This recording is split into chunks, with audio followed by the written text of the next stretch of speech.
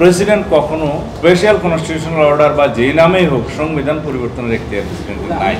আমরা note of dissent খুব বেশি বিষয়ে দেইনি, দুই একটা বিষয়ে আমরা নোট অফ ডিসেন্ট দিচ্ছি এবং সেটাও প্রসিডিউরাল।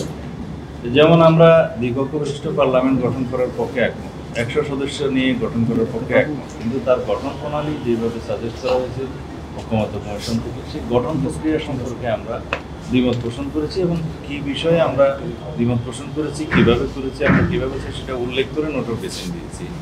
আর তার এখতিয়ার ক্ষমতা সম্পর্কে, দায়িত্ব সম্পর্কে যে সাজেশন দেওয়া হয়েছে সেটার সম্পর্কেও আমরা দ্বিমত, কিন্তু আমরা কিছু সেটা আমরা ওখানে দিয়েছি।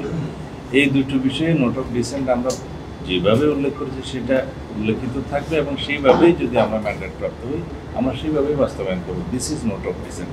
এখন যে কোনো ব্র্যান্ডের পুরাতন এসি বদলে নতুন ওয়ালটন এসিতে উপভোগ করুন 25% ছাড়। পার্লামেন্ট থাকুক বা না থাকুক, সেই ক্ষেত্রে কনস্টিটিউশনে যে বিধান আছে, যখন পার্লামেন্ট সেশনে থাকবে না তখন প্রেসিডেন্ট অর্ডিন্যান্স জারি করতে পারে 93 আর্টিকেল অনুসারে। কিন্তু অর্ডিন্যান্স কোন বিষয়ে জারি করবে? সংবিধান পরিবর্তনের জন্য কোনো অর্ডিন্যান্স জারি করার ক্ষমতা ওখানে দেওয়া হয়নি।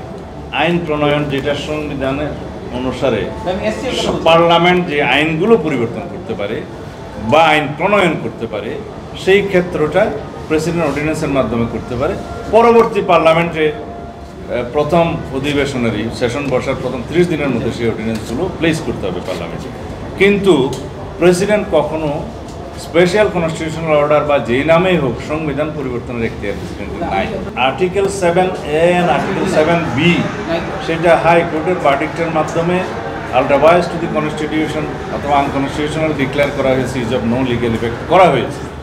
কিন্তু সেইটা কনস্টিটিউশনের অংশ হিসেবে থাকবে কি থাকবে না সেই প্রশ্ন। বাট এইখানে প্রেসিডেন্ট কনস্টিটিউশনাল কোনো প্রভিশন করার এখতিয়ার তো প্রেসিডেন্টকে দেয়া নাই। তো প্রেসিডেন্ট কীভাবে কনস্টিটিউশন অ্যামেন্ডমেন্ট করার এখতিয়ার প্রয়োগ করবে?